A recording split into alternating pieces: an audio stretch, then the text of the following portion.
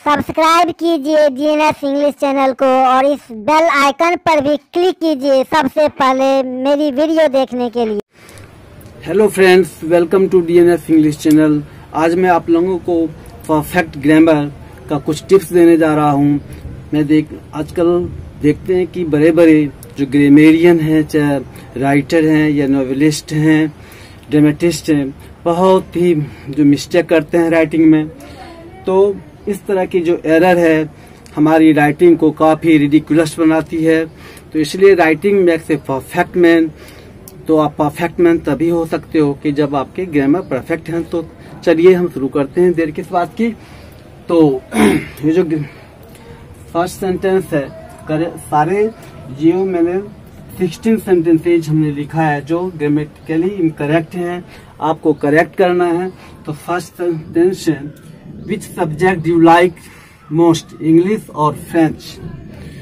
तो अब जैसे आप देखते हैं कि यह इनकरेक्ट सेंटेंस है। देखने में तो गाइज यह सही लगता है, लेकिन ग्रामेटिकली इनकरेक्ट है।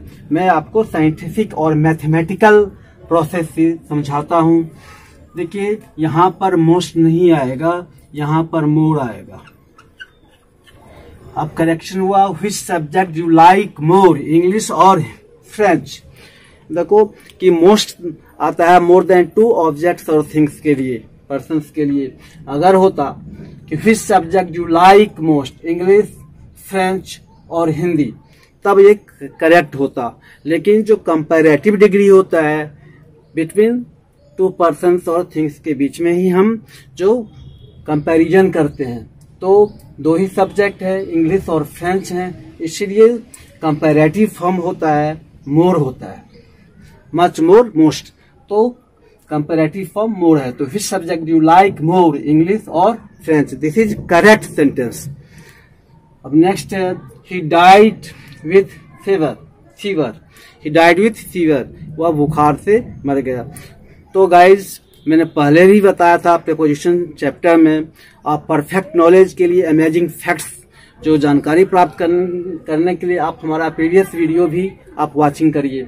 तो उसमें मैंने गाइज क्लियर बताया था डाई ऑफ ए डिजीज। अगर कोई व्यक्ति किसी डिजीज से मर जाता है, जैसे die of corona, die of cholera, die of influenza, तो वहां पर मतलब हमेशा die is followed by of, never by with. On account of भी नहीं होगा, बाय भी नहीं होगा, फॉर भी नहीं होगा, थ्रू भी नहीं होगा।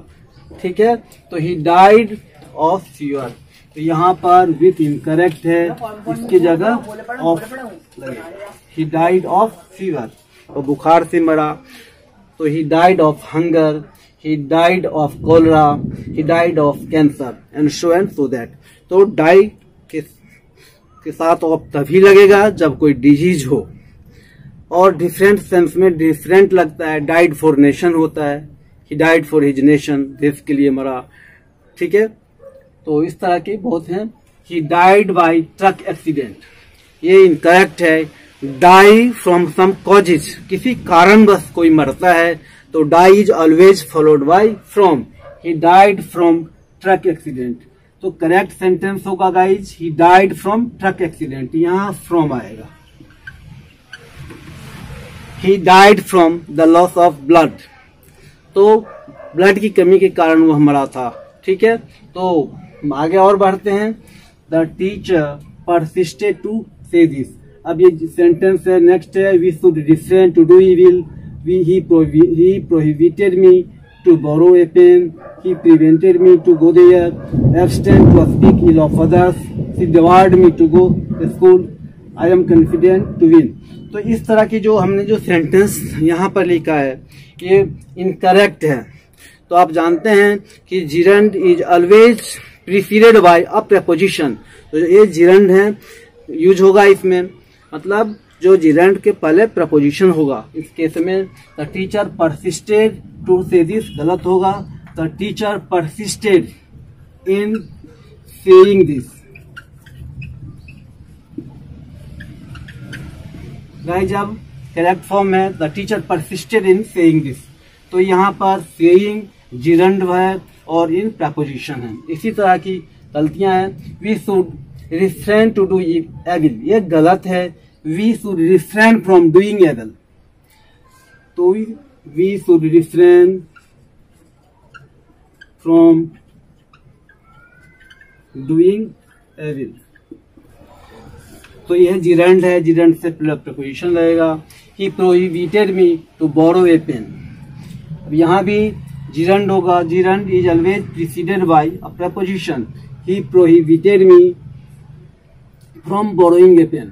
ही prohibited me from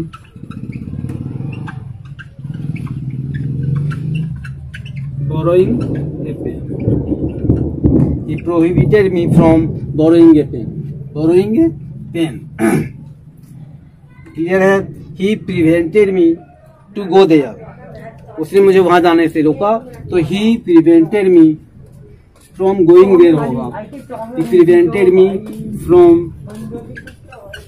going there. Correct form है he prevented me from going there. Abstain to speak ill of others. तो abstain is always followed by from. Abstain from speaking ill of others. Correct form क्या होगा? Abstain from speaking ill of others. Next है she debarred me to go to school. उसने मुझे school जाने से रोका, तो क्या होगा? She debarred me from going to school. तो डिवार्ड इज ऑलरेडी मैंने आपके पोजीशन चैप्टर में बताया था, डी है, तो इसलिए यहाँ पर फ्रॉम लगेगा। ये रूट हमने आपको बताया था पहले लैटिन से किस तरह से आया हुआ है। तो she debarred me from going to school, correct form हुआ। नेक्स्ट है I am confident to win. ये इनकरेक्ट सेंटेंस है, करेक्शन होगा I am confident of winning. Guys इसका होगा I am confident of winning. Confident of winning, I am confident of winning. ठीक है। अब नेक्स्ट है he is bent to take revenge. वह बदला लेने पर तुला हुआ है।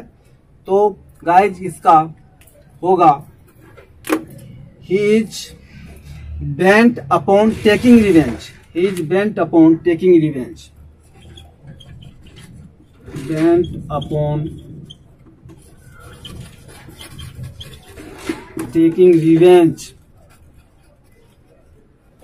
ये टेकिंग जिरंड है, इससे पहले प्रपोजिशन आया हुआ है, इसलिए करेक्ट फॉर्म यही हुआ। नेक्स्ट है he excels to speak English। तो ये भी he excels in speaking English।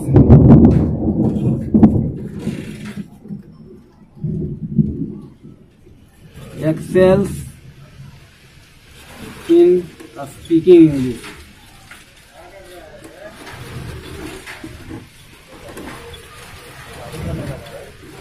He excels in speaking English, ये करेक्ट फॉर्म है।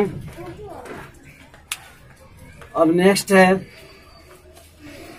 you have passion to study। तो यहाँ पर क्या होगा गाइज? अब दिमाग लगाओ। You have passion for studying. You have passion for studying. Passion for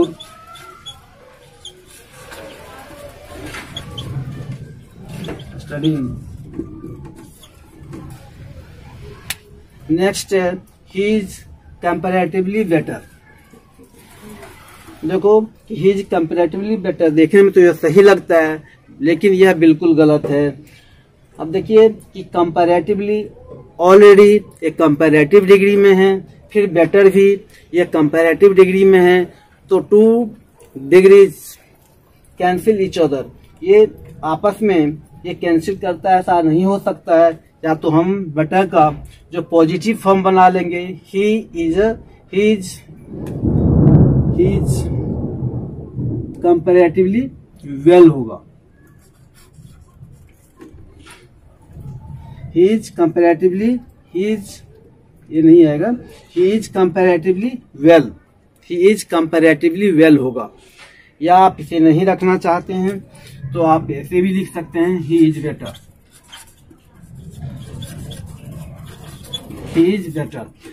क्योंकि आप दो कंपैरेटिव डिग्री एक ही सेंस में एक ही साथ नहीं रख सकते, यह बड़ा एरर है, इस पर ध्यान देना है। He was hung for murder. अब ये सेंटेंस हत्या करने के कारण उसे फांसी मिली या दी गई, तो ये देखने में सही लगता है लेकिन गलत है। हंग देखो फांसी देने के अर्थ में हैंग्ड होता है, HANGED, V2 और V3 हैंग्ड। अगर हम किसी को फांसी दी जाती है तो वहां हैंग्ड होगा, तो he was hanged for murder. ठीक है। और जो फोटो तस्वीर लटकाने के लिए दीवार में या कहीं भी, तो वहां क्या होगा, हैंग नहीं होकर हंग होगा। उसका जो होता है हैंग है, हंग, हंग। ये फोटो लटकाने का मतलब होता है, हम टांगते हैं। तो a picture has been hung on the wall, picture has been hung on the wall.